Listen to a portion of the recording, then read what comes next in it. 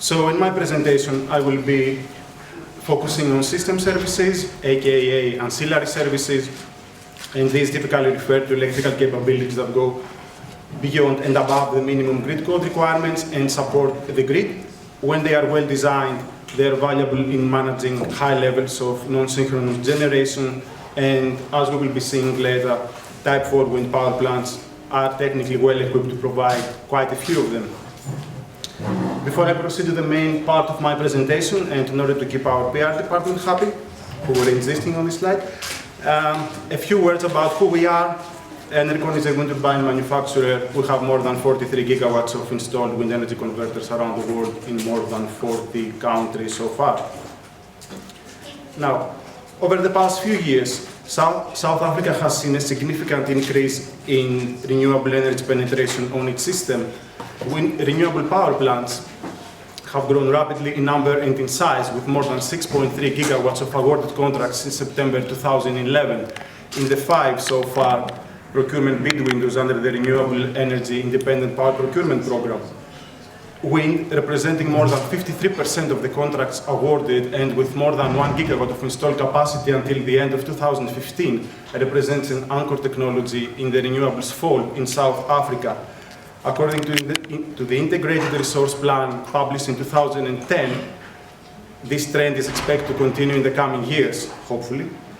The development of South Africa's wind industry has taken place in a relatively short period of about 4 years, bless you. And of about 4 years, which does place South Africa amongst the leading new wind markets globally, and this does make me very happy. The increasing penetration of renewable generation, combined also with a change in the patterns of demand, will pose new technical and operational challenges for ESCOM. And that's not because, and I couldn't stress that enough, that's not because the capabilities of, for instance, state-of-the-art wind power plants are not sufficient to support a stable power system operation. That's because ESCOM and the power system operators need to get used to and need to adapt their operational strategies to the new characteristics of such generation that can be mainly attributed to the use of power electronics. I will be referring to this generation throughout my presentation as non-synchronous generation. So quoting the North American Electric Liability Corporation, new resources may have different operating characteristics, but can be reliably integrated with proper planning, design, and coordination. A typical and quite widespread example of non-synchronous generation is the so-called Type 4 wind energy converter. The use of the full-scale frequency converter in the Type 4 wind turbine generators unlocks important grid integration features such as a wide reactive power capability, again, wide voltage and frequency operating windows, and a smooth connection to the grid, hence effectively decoupling the electrical generator from the grid. The variable output, the variable frequency AC output of the synchronous generator, in this case it is field excited and has a lot of poles, is passed sequentially through the rectifier, the DC link, and the inverter, and then is fed to the grid. The inverter's control system is the one constantly monitoring the grid voltage vector and adjusting the current output of the machine accordingly. Therefore, it is the primary determinant of the performance of the machine towards the grid. This does make Type 4 wind turbine generators quite fast, which comes in handy for the provision of ancillary services, as we will be seeing in a while. So as I have mentioned before, the South African system is undergoing a significant change in the generation mix as increasing levels of non-synchronous generation are being integrated. To ensure a stable, efficient, and economic power system operation, ESCOM needs to examine and needs to model the power system in detail and develop proper operational strategies to meet the changing system needs. These operational challenges do vary and do differ depending on the power system in question, but several aspects of power systems are shared in common. Hence, and with a view towards a 100% renewable system, it might be, or it certainly is worthwhile for ESCOM to observe the experiences gathered in countries that have already started to address similar challenges. Ireland, that's here, a country in Western Europe, has already quite high levels of renewable penetration on its system and gives an outstanding example. A few key facts about Ireland. As part of the EU energy and climate commitments, the Republic of Ireland and Northern Ireland governments have set a binding target of 40% of the electricity to come from renewable energy sources by 2020. The transmission system operators for the Irish power grid are Sony and EirGrid, and these entities are responsible for operating, for designing, and for planning the grid. Notably, the Irish power system is not synchronously connected to any of its neighbouring power systems. Thus, the stated targets of 75% by 2020 means that Ireland will have the highest share of non-synchronous renewable penetration on its system than any other European power system in Europe, yes. So in 2008, in response to the targets of the government, the TSOs began to study how this could be implemented, and they started a multi-year program called the DS3, delivering a secure, sustainable electricity system, DS3 for shorter. And through this program, they found out that renewable electricity, renewable non-synchronous generation could be integrated, could be reliably integrated in the system with penetrations of up to 75% if a number of changes would occur in the operational strategies they followed.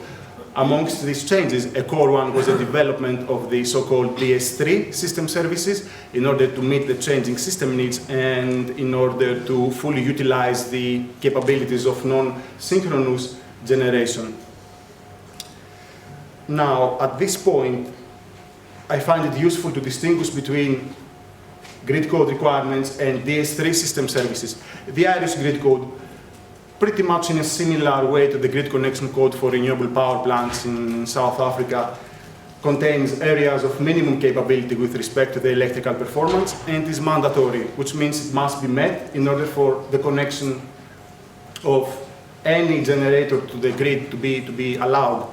On the other hand, DS3 system services refer to 14 areas of minimum capability with respect to the electrical performance that, and pay attention to this, surpass the grid code. And they provide, through the system services, financial incentives for generators in order to deliver an enhanced technical performance. So the Irish believe that this will incentivize an investment in technical capabilities that would otherwise lead to an increased capital and operational expenditure on the part of the generator when the service in question would need to be provided. The annual budget of the DS3 system services will reach 235 million euros in 2020, and the system services are also envisaged to lead to savings for the consumers and a reduction in the dispatch down for wind energy due to system-wide security reasons. Let's now see which areas these system services cover. This table provides the DS3 system services as these are defined by EirGrid, transmission system operator, Republic of Ireland. And before I expand on the relevant ones, let's see the ones that can be provided by wind power plants. So first of all, we have the FFR. Yeah, they love the acronyms. FFR stands for fast frequency response, and this is also known as synthetic inertia. The dynamic reactive response and fast post-fault active power recovery form part of the fault right-through capability, and the steady-state reactive power, self-explanatory, reactive power capability and control. Finally, we have the primary, secondary, and tertiary operating reserves and the ramping margin products. These services refer to power frequency or active power control and could easily be supported by modern wind turbine technology. However, in order for these services to be provided, a standalone wind power plant would need to be curtailed before the actual service is provided, which would lead to an underutilization of the available wind resource. Hence, currently at least, they do not appear to be financially attractive. In the near future, it is conceivable that the wind power plant might add on-site storage and deliver this ramping and or reserve services without having to be curtailed beforehand. On top of the system services themselves, we have 3 different scalars. The volume scalar is applied annually across all 14 system services, its purpose being to fit the contracted volumes within the annual fixed budget that they have allowed for these services. The product and scarcity scalars are specific to each system service, and the product scalar can be applied to a given system service in order to incentivize an even more enhanced performance than the minimum requirement for that system service. And the scarcity scalar can be applied in order to incentivize the provision of a given system service either spatially and or temporally. So basically the provision of a certain system service when and where it will be most needed.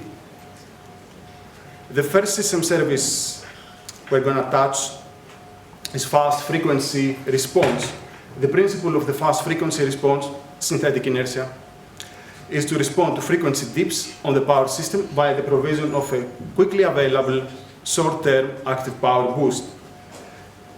In a pretty similar manner to the response of a typical synchronous generator, to the inherent inertial response of a synchronous generator. Following a frequency event, the active power boost should be available within 2 seconds, fully available, and must be sustained for a further 8 seconds. After the active power boost, any loss in energy within the following 10 seconds should be less than the energy provided during the active power boost. In other words, this would imply that any loss in the kinetic energy by a generator that was required in order to provide the active power boost should be spread out over a relatively longer period and avoid a very big dip here. How can this be met by state-of-the-art wind turbine technology? Well, this is a performance measurement of the so-called Enercon inertia emulation feature, and as you can see, I will explain a bit the background here. The system frequency is constantly monitored by the wind turbine control system, and if this falls below a certain settable threshold, up to 10% of the rated active power of the machine can be provided in addition to the grid, with a response time of below 1 second and a duration of up to 10 seconds. Notably, this does not require the wind energy converter to be curtailed beforehand. And this feature is also field tested with more than 1 gigawatt of installed capacity in Canada, of Enercon wind turbine generators installed capacity in Canada, in Hydro-Quebec area, where this is actually a grid code requirement. So you have to perform in a similar manner in order to be allowed to connect to the grid. Secondly, we have the fault right-through related services.